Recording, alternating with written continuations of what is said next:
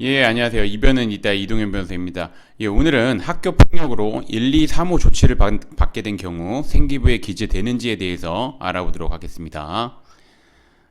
제가 이제 오늘의 주제를 선택하게 된 이유는 생기부 기재와 관련해, 그러니까 학교 폭력 사건에 휘말리게 된 경우 생기부 기재와 관련해 가지고 굉장히 문의가 많으신데, 그에 대해서 좀 간략하게나마 답변을 드리고자 이제 오늘의 주제를 선택해 보았습니다.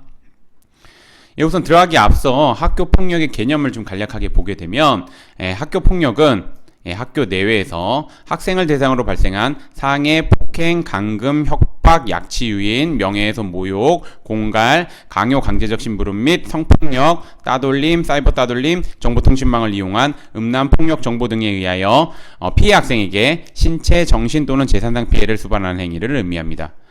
제가 학교 폭력의 개념을 모든 영상에서 다 언급을 드리는 이유는 뭐냐면, 학교 폭력에 휘말리게 된 경우 학교 폭력으로 뭐 신고를 하게 되거나, 피해 학생 입장에서, 아니면 학교 폭력으로 신고를 당한 경우, 즉 가해 학생 입장에서, 그런 경우에 우선 제일 먼저 확인해야 되는 게 학교 폭력의 개념이기 때문에 제가 계속해서 언급을 드리는 부분입니다. 그리고 제가 한 가지만 더 추가해서 말씀드리자면, 학교 폭력 같은 경우는 일반 형사 범죄보다 좀 더 포괄적으로 규정되어 있기 때문에 학교 폭력에, 그러니까 형사 범죄에 해당하지는 않을지라도 학교 폭력에 해당할 수는 있다는 점, 이것도 좀 잘 알아두셨으면 좋겠습니다.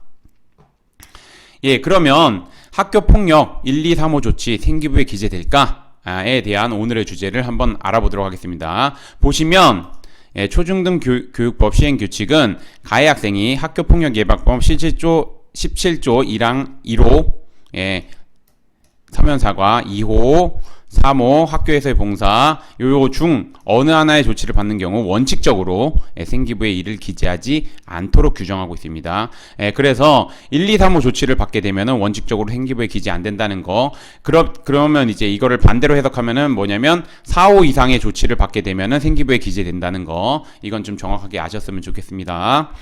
그러나 1, 2, 3호 조치 받는 경우에도 생기부에 원칙적으로는 기재는 안 되나 기재가 되는 경우가 있습니다. 이제 보시면 이 조치사항을 이행하지 않거나 여기 보시면 이행기간 이후에 조치사항을 이행하더라도 조치사항을 이행하지 않는 것으로 보아 기재 내용은 유지되는 겁니다. 그렇게 보시면 되고 지워주지 않습니다. 그러니까 그 기간 내 뭐 서면 사과를 뭐 말 그대로 뭐 30일까지 해라, 10월 30일까지 해라, 그러면 10월 30일까지 해야 되는 겁니다. 10월 30일 넘어서 하게 되면은 10월 30일 넘어서 이행한다 하더라도 적혀 있는 겁니다. 그렇게 보시면 되고, 위 조치를 받은 후 동일 학급에 재학하는 동안 다른 학교 폭력 사건으로 다시 17조에 따라 조치사항을 받게 되는 경우, 즉 뭐냐면 다른 학교 폭력, 그러니까 지금 첫 번째 사건이 일어나가지고 뭐 가령 1호 조치를 받게 되면 두 번째 사건이 일어나는데 말 그대로 학교 폭력이 일어나서 똑같이 1호 조치를 받았다. 그럼 이제 앞에 거랑 뒤에 거랑 같이 적히게 된다는 겁니다. 그럼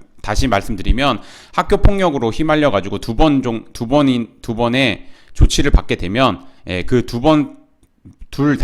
두 사안 모두 다 생기부에 기재된다는 거 좀 정확하게 아셨으면 좋겠습니다.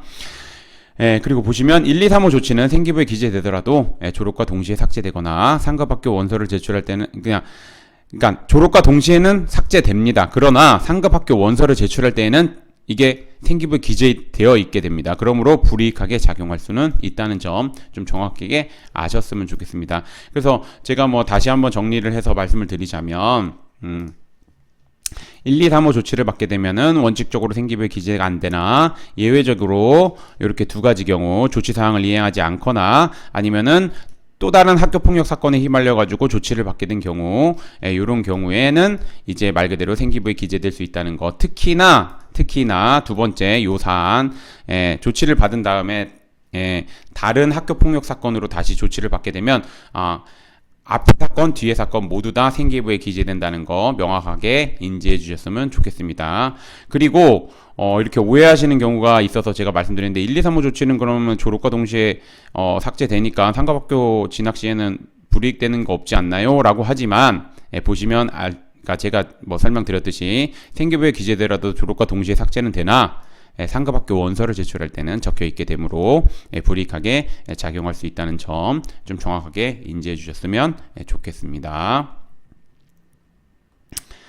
예, 그래서 뭐 오늘의 주제를 뭐 마무리하면서 제가 말씀드리고자 하는 건 학교 폭력은 최근 사회적으로 굉장히 이슈가 되고 있기 때문에 상급 학교, 특히나 대학교 진학 시에는 학교 폭력에 대해서 굉장히 예민하게 생기부에서 적혀 있는 거에 대해서 굉장히 예민하게 반응하게 됩니다. 즉 매우 불이익하게 작용할 수 있다는 점 좀 정확하게 인지해 주셨으면 좋겠고, 그렇기 때문에 학교 폭력 사건에 휘말리게 되면 초기에 대응을 잘 해야 됩니다. 초기에 잘 대응을 해서 생기부에 최대한 기재 안 될 수 있도록 대응하는 것이 필요합니다.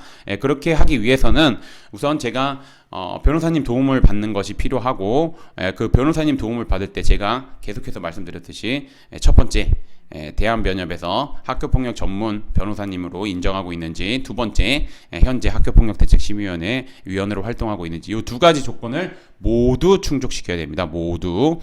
그래서 그 충족된 변호사님의 도움을 받는 것이 사건을 진행하는데 아마 큰 도움이 될 것이라고 생각됩니다. 오늘의 주제는 여기까지 마치고, 저는 이변은 있다의 이동현 변호사였습니다. 예, 감사합니다.